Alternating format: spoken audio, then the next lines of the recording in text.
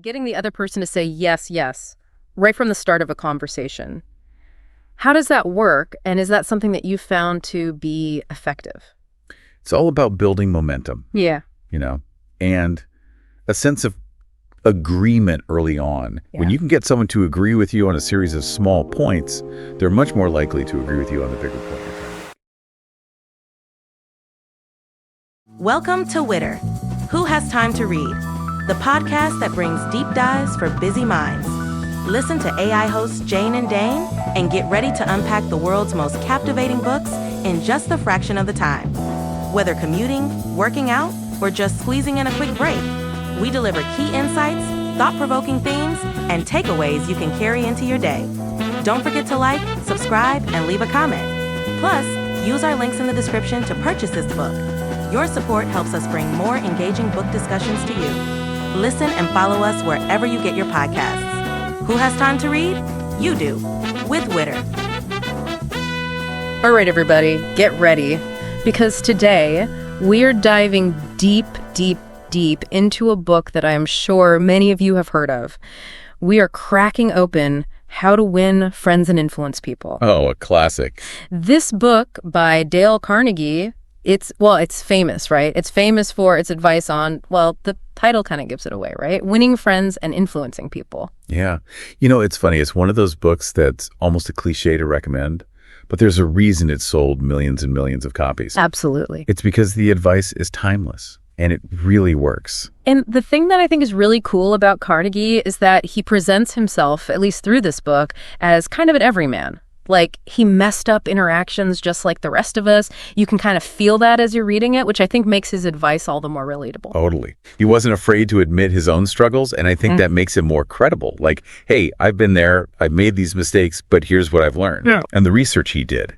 Years and years of studying successful people, poring over biographies, interviewing folks, all to figure out what made people like, say, Julius Caesar or Thomas Edison, such masters of connecting with others. And what's really interesting? One of his most counterintuitive findings was that a whopping 85% of success, even in technical fields, boils down to what he called human engineering. And by that, he means your personality, your leadership skills, how you interact, how you connect with other people. It's huge. And it's something that I think gets lost sometimes, especially now where everyone's so focused on tech skills and hard skills. Those are important, don't get me wrong. But it's those soft skills, that human element that really sets you apart. It's so true. And speaking of those soft skills, Carnegie had some pretty, I don't know if revolutionary is his right word, but some pretty revolutionary things to say about criticism.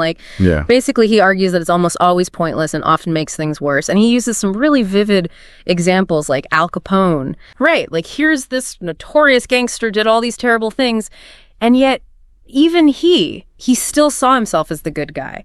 Blamed everyone else for his actions. Classic lack of self-awareness, yeah. Right? And it illustrates perfectly why criticism often backfires. Right. Because when you criticize someone, their defenses go up instantly. They feel attacked, so their first instinct is to justify themselves, maybe even throw a counterattack back at you. Right. So it sounds like what you're saying is that instead of trying to change someone by pointing out their flaws, we need to be a little bit more, a little more clever about it. Exactly. You catch more flies with honey than with vinegar, as they say. That's a good one. So we've got to find a different approach. But before we get to that, you mentioned something earlier that I wanted to circle back to. You said even someone as revered as Abraham Lincoln struggled with criticism. What's the story there? Oh, man, this is a great story. So picture this. Right after the Battle of Gettysburg, which, if you remember your history, was a huge turning point in the Civil War. Right. Lincoln was furious with General Meade, the Union general.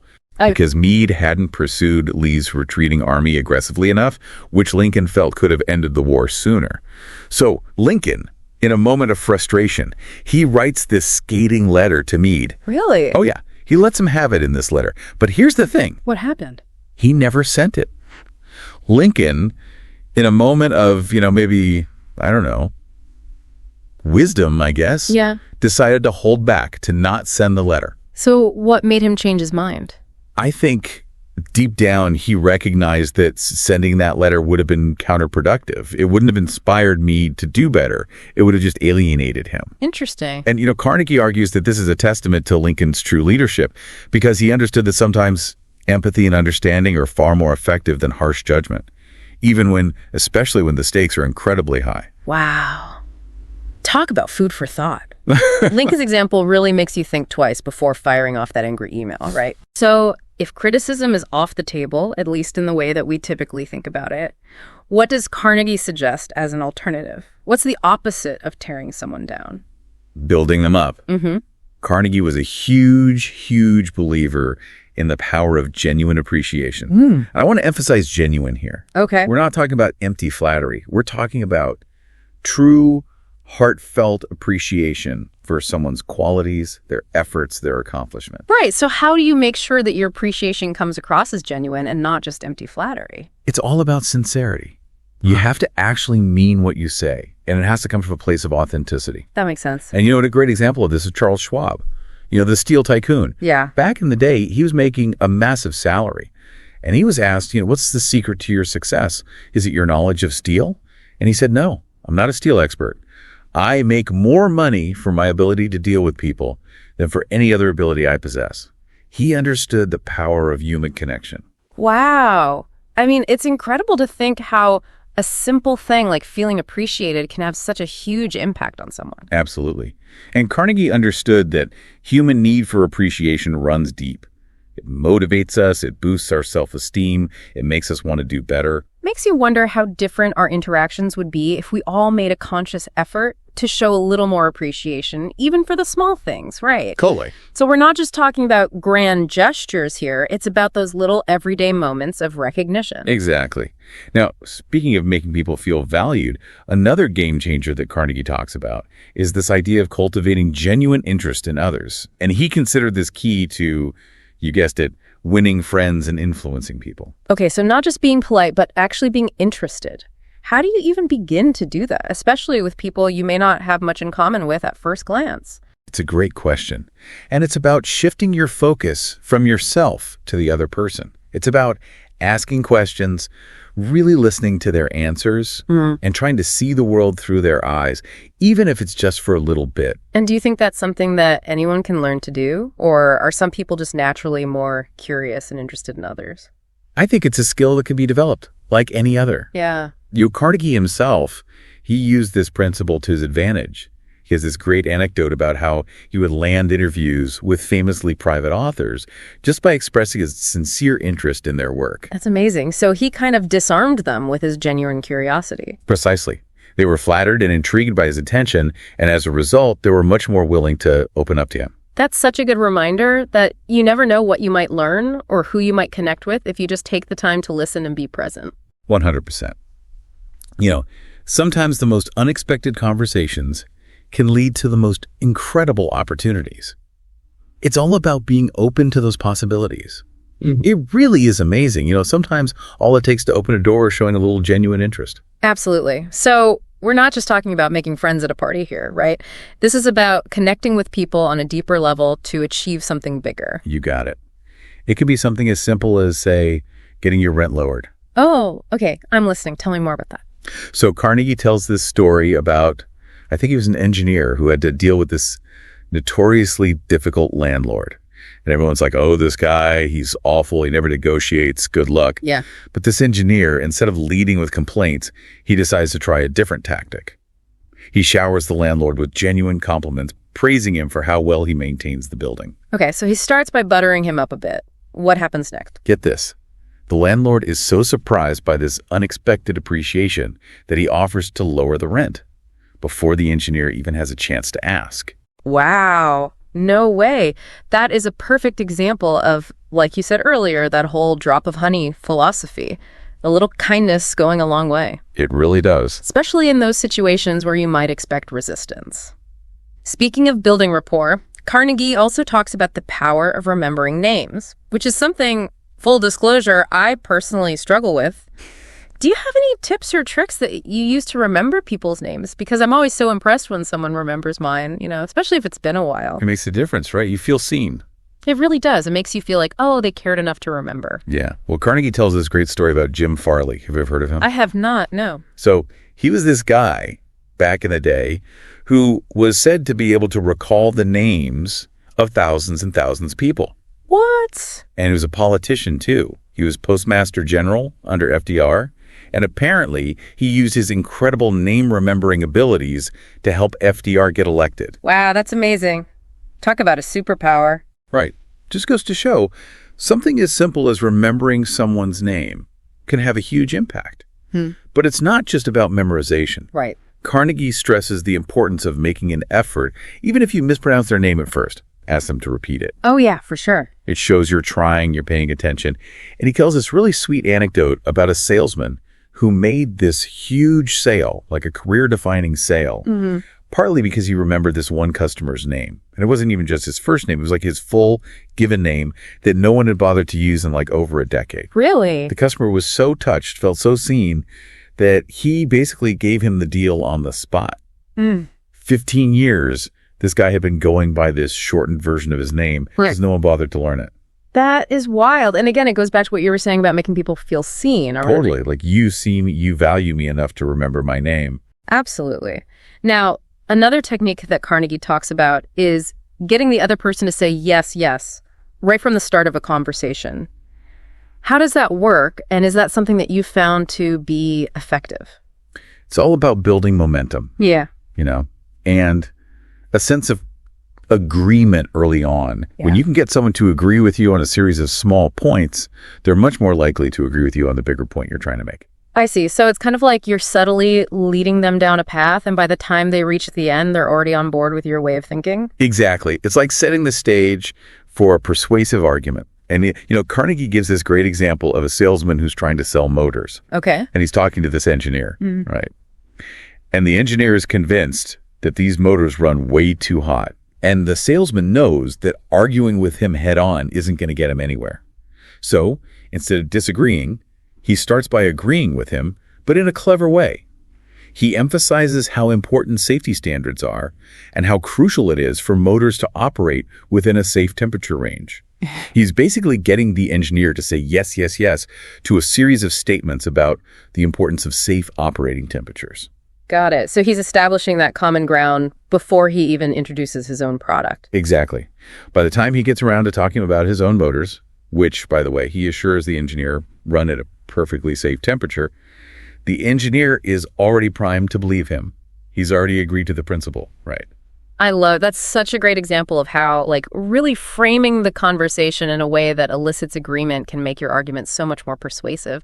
It makes me think of those classic debate tactics, where you find common ground with your opponent before you present your own point of view. It's the same idea. And again, it's not about manipulation. It's about finding that common ground and building a bridge to your perspective. You're right. It's about building that genuine connection, like we were talking about earlier.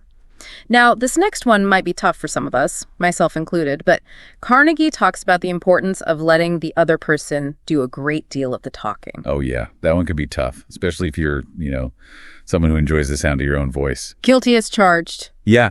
But as Carnegie points out, and this is so true, people are far more interested in talking about themselves than they are in listening to us talk about ourselves. It's just human nature. He's got a point. So instead of dominating the conversation, try to draw the other person out. Okay. Ask them questions. Be genuinely interested in what they have to say. Easier said than done, but I'm trying. I'm making a conscious effort to do that more often, to really listen instead of just waiting for my turn to talk. What about you? Do you have any tricks up your sleeve for being a better listener? Well, I'm not perfect, that's for sure.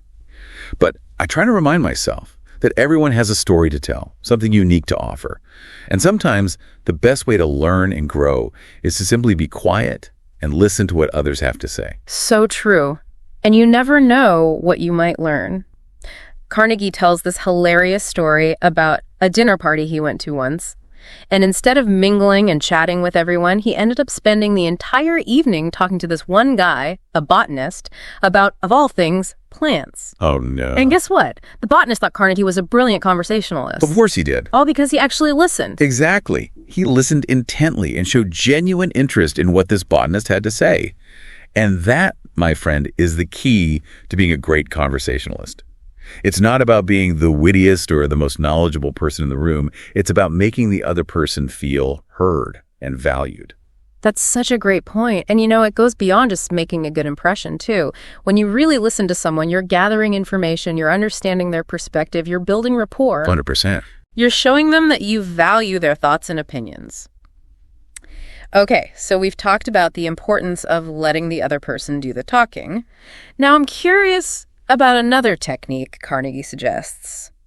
Letting the other person feel that the idea is theirs. Ooh, that's a good one. How do you do that without being manipulative? Because it kind of sounds a little manipulative, right? It can be if you're not careful. Right. But it's really about tapping into people's natural desire for ownership and recognition. Yeah. Think about it. We all want to feel like we're the ones coming up with the brilliant ideas, right? Of course. So if you can subtly guide someone towards an idea in a way that makes them feel like they came up with it themselves, they're much more likely to embrace it as their own. That makes a lot of sense. And Carnegie actually gives a few examples of how this works in practice.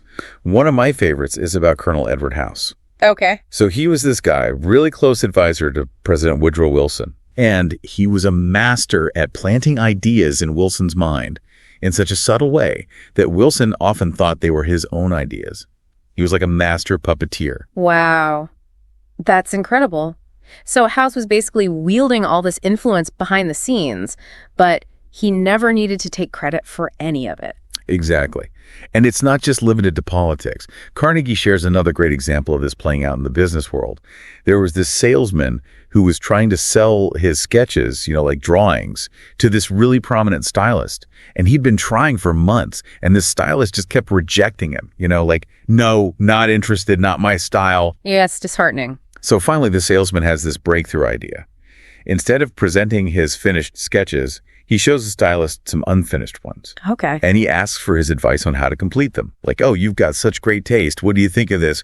What direction should I take it in? I see where you're going with this. He's making him a collaborator. Exactly. Without even realizing it. By involving him in the creative process? That's so clever. It is. And guess what? The stylist was flattered and eager to offer his suggestions. So the salesman takes the sketches back to his studio, incorporates the stylist's feedback, and voila. Presents the finished pieces, and the stylist loves them. Buys them all. No way. Yep. What a great story. And I bet that stylist felt this, sense of pride and ownership over those sketches, which made him even more likely to buy them. It's like he saw his own vision reflected back at him. What a clever way to turn a rejection into a sale. And you know what? It doesn't stop there. From that point on, the stylist becomes a loyal customer, continues to order dozens of sketches, all based on his ideas. It's amazing how powerful that sense of ownership can be, Like, once we feel like we've had a hand in creating something, we're much more invested in its success. It reminds me of something else that Carnegie talks about, the importance of trying to see things from the other person's point of view. Because sometimes, it's easy to get so caught up in our own perspective that we forget that other people might see things completely differently. 100%. And that takes effort. To really step outside of our own heads and try to see the world through their eyes. But the rewards can be huge. Do you have any examples of how that shift in perspective, that ability to see things from the other person's point of view, can really make a difference? Oh, absolutely. Carnegie tells this story about a guy who's totally frustrated. Okay. With these people who keep starting fires in this local park. They're not supposed to be building fires there. It's dangerous. It's disrespectful. Yeah.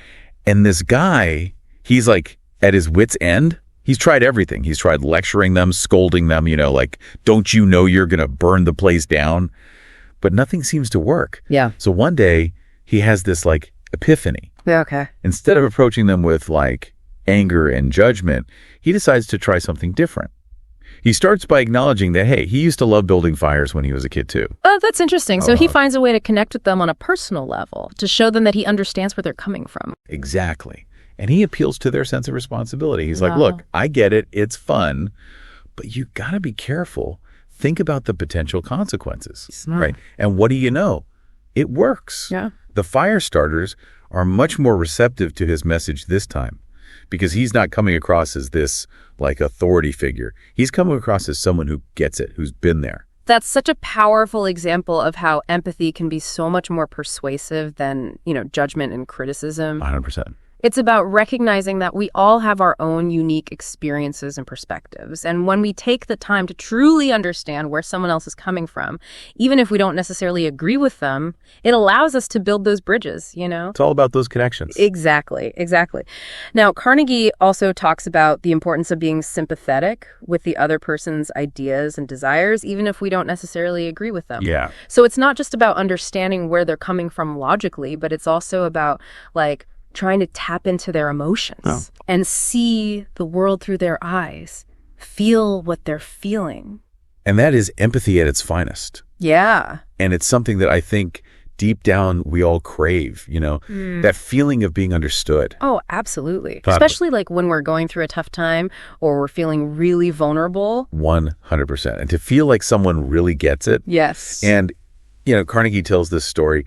It's about this woman who was incredibly upset. Yeah. Like really, really upset because her son wasn't chosen for like a government position. Okay. And she felt like it was this huge injustice, you know, like he deserved it and the person who made the decision was wrong and she was angry. She writes this letter to this guy who made the decision and it's like scathing, you know, just like really lays into him, accuses him of being ungrateful, insensitive. Oh, wow. Yeah, it was bad. So this guy, you know, he gets this letter. Oh, that's got to be tough to be on the receiving end of that. And I can only imagine how tempting it must have been to like fire back a response. You know, defend yourself, defend your decision. Totally. But here's the thing. What did he do? He doesn't. Yeah. Instead of responding in kind, you know, like fueling the fire, he chooses a different path. He writes her back a very polite letter, acknowledges her disappointment, explains the reasoning behind his decision. He goes the empathy route. He does. And you know what? It works. The woman is so touched by his compassion, by his willingness to see her side of things, that she actually writes him back and apologizes. Oh, wow. Yeah. Talk about a powerful example of how a little kindness, even in the face of like really intense anger, can go a long way to diffusing a tense situation and even mending fences. Exactly. It's a good reminder to, you know, always try to see things from the other person's perspective, especially when emotions are running high. Not about being right or wrong at that point. Right. It's about finding that common ground and building understanding. Absolutely. Now, I know we've covered a lot of ground already, but I do want to touch on a few more principles from the book. One that really stood out to me was the idea of appealing to nobler motives. Ooh, that's a good one. What'd you make of that? Well, it really resonated with me because I think it's easy to fall into the trap of like assuming the worst in people, especially when we're dealing with conflict. Right. But Carnegie's point is that we should always try to assume the best in others, to believe that they're capable of acting with integrity and compassion, even when they're not showing us their best selves. Yeah. Give people the benefit of the doubt. Exactly. And, you know, he illustrates this with a really compelling story about a customer who is furious about a billing error. And he's like ready to take his business elsewhere, you know, like really, really angry. And the customer service representative, instead of getting defensive or trying to like argue with him, he does something really unexpected. He appeals to the customer's sense of fairness. He basically says, look, I know it's safe for me to ask you to adjust this bill just as you would do if you were the president of my company. Wow. He puts it all on the customer. He says, I'm going to leave it all up to you. Whatever you say goes. That's a bold move. Right. But it works. The customer is so taken aback by this like gesture of trust and respect that he immediately calms down. Why? And he agrees to resolve the issue fairly. It's amazing how powerful it can be to appeal to someone's better nature, even when they're acting out, you know? Like, it's a reminder that deep down, most people do want to do the right thing. Sometimes they just need a little nudge in the right direction. Absolutely. Now, shifting gears a bit, let's talk about the art of dramatization, because I thought this one was really interesting. Oh, yeah. The power of storytelling. Exactly. Carnegie argues that simply stating a truth isn't enough. You have to make it vivid and captivating and memorable. 100%. It's got to be engaging. It's not just about what you say. It's about how you say it. Totally. It's about painting a picture with your words, you know? Yes. Drawing people in, making them feel something. Exactly. And he uses this great example of a newspaper that's trying to, like, you know, showcase the amount of content that they publish, you know, brag about it a little bit. Yeah. And instead of just listing all these facts and figures, you know, which can be pretty dry. Right. They decide to create this, like, physical book. It's got a year's worth of their articles, editorials, features. Oh, wow. And this book becomes this powerful symbol, right, of the newspaper's value, of everything they bring to the table. Tangible proof. Yes. It made a much stronger impression than, like, any statistic ever could, because people could actually hold it in their hands. They could flip through the pages. So smart. It wasn't just an abstract idea anymore. It was real. It's like those year in review videos, that people do at the end of the year. Yes. Where they compile all these highlights and set it to music. Yes, exactly. It's just way more engaging than, like, a bulleted list. Absolutely. And it's not just limited to, like, marketing or advertising. Think about how teachers use stories and visuals to bring history to life for their students. Totally. Or how speakers use anecdotes and metaphors to make complex concepts more relatable to their audience. 100%. It's about making those connections, tapping into people's emotions. Yes. Making your message stick. Exactly. So as we're wrapping up this part of our deep dive, are there any other principles or maybe just like a key takeaway that's really resonated with you? For me, it's the power of encouragement. Not just like empty praise, but really looking for opportunities to acknowledge people's efforts, their improvements, no matter how small. So focusing on the positive, giving them that like sense of accomplishment, that belief in themselves. It reminds me of the story I heard recently about this little boy who was really struggling in school, really shy, lacked confidence, kind of just blended into the background. But his teacher, she saw something in him, like a spark, a potential that no one else seemed to notice. It's amazing how often those who need it most are the least likely to ask for it. Yeah, so true. So she starts encouraging him, giving him little opportunities to shine, like small roles in the school play, things like that.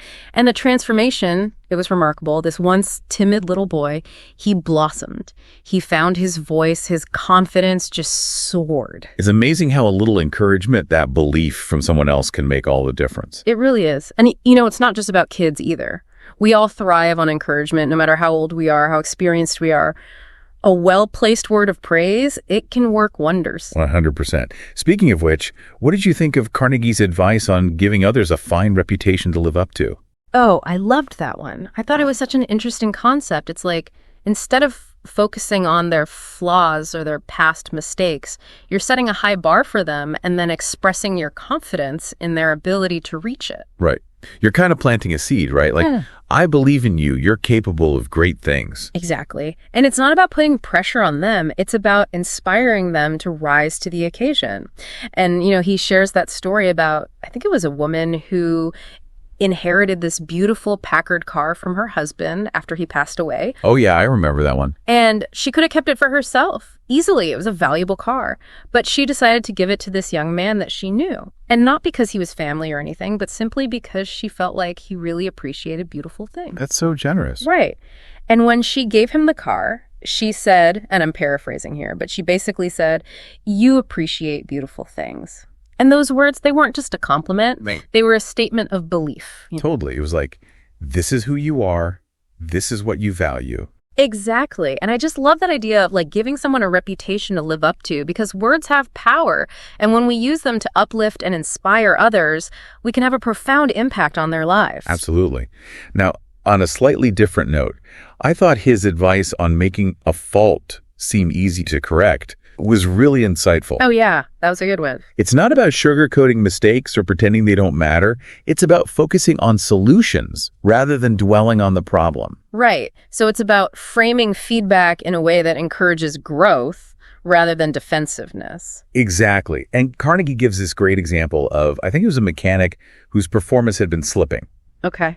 And his boss, instead of coming down on him, decides to try a different approach. He praises the mechanic's past performance, highlights his skills, his dedication, and then he gently points out that his recent work hasn't been up to his usual standards. Oh, that's smart. So he's starting with the positive, acknowledging the mechanic's value before he delivers any kind of criticism. Exactly. And you know what? The mechanic, he's actually grateful for the feedback because it's delivered in a way that doesn't make him feel attacked. It makes him feel respected. And he immediately steps up his game. That's amazing. It's like by reminding him of his own potential, of who he is at his best, the boss inspired him to be that person again. Totally. Yeah. And I think that's a really important lesson for all of us to remember, Yeah. that we can achieve so much more with a little bit of kindness and understanding than we can with harsh criticism. Absolutely. It's about helping people to be better, not just pointing out their flaws. Which brings us to another brilliant strategy that Carnegie offers. Yeah. Make them happy about doing what you want. Ah, yes. The art of persuasion. Right. Now that sounds like a superpower I wouldn't mind having. How do we do that, though? Without resorting to manipulation, of course. Of course, it's all about framing your request in a way that appeals to people's self-interest. It's about finding that win-win scenario where everyone feels good about the outcome. Okay. And one of my favorite examples of this is about Woodrow Wilson. So picture this, right? World War I is raging in Europe.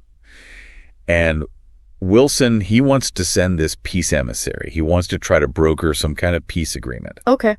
And his Secretary of State at the time, William Jennings Bryan, really wants this job. Yeah. Like, he is just chomping at the bit to go to Europe and, be the peacemaker. The problem is, Wilson has someone else in mind for the job. Oh, that's a delicate situation. How do you tell someone, especially someone as ambitious as the Secretary of State, that they're not the chosen one without causing a complete diplomatic disaster? Well, that task fell to Colonel Edward House. Remember him from earlier. The master of subtle persuasion. Oh, yes. The idea planter. Exactly. So House knew he couldn't just come right out and say, "Sorry, Brian, but you're not going." Right.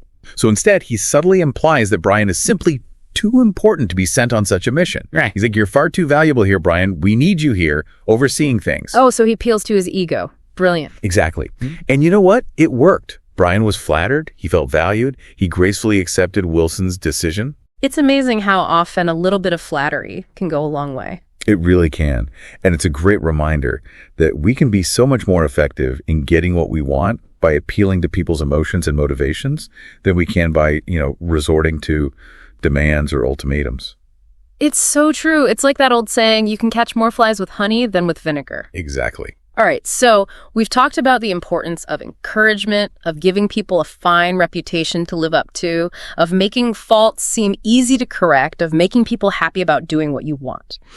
And now I want to touch on one last principle from Carnegie that I think is so crucial, and that's this idea of showing respect for the other person's opinions, even if we don't necessarily agree with them.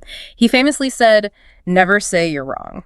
Ooh, that's a tough one. Right. Because sometimes you just want to be right. I know, right? But you know what? Most of the time, it's not worth it. It's not worth the fight. It's not. And Carnegie actually tells this great story about a time when he was having dinner with a friend, and the friend misquoted Shakespeare. Oh, no. Right. And Carnegie, being the, literature buff that he was, couldn't help himself. He corrected his friend. Uh-oh. But, later on, he realized that his need to be right had actually hurt his friend's feelings. And probably just made everyone feel a little uncomfortable. Totally. It kind of dampened the mood. And, he uses this example to illustrate this larger point that sometimes it's better to just let things go. Especially when it's something small. Choose your battles, right? Okay. Is it really worth winning an argument at the expense of a friendship or a positive connection? I think we all know the answer to that one. Exactly. And it all ties back to this idea that we've been talking about throughout this entire deep dive, which is the importance of being kind, of being respectful, of trying to see things from the other person's point of view. And remembering that at the end of the day, those human connections are what really matter. Couldn't have said it better myself. Well, I think we've covered a lot of ground today. We've explored some really powerful principles for building more meaningful relationships, for achieving success in all areas of our lives. And it's all thanks to this little book that's almost 100 years old. I know, right? It's incredible to think that something written so long ago can still be so relevant and so insightful today. It really speaks to the timelessness of human nature, doesn't it? The things that we crave, the things that drive us, they haven't really changed that much. That's a really good point. So if you haven't already read How to Win Friends and Influence People, I highly recommend adding it to your reading list. It's a quick read, but it's packed with wisdom that can truly transform your life. And as always, we'd love to hear your thoughts. Have you read the book? What are your biggest takeaways? Share your thoughts with us on social media. Use the hashtag #DeepDiveCarnegie. We'll be looking out for your comments. And who knows, maybe we'll even feature some of your insights on a future episode. Until next time, keep diving deep.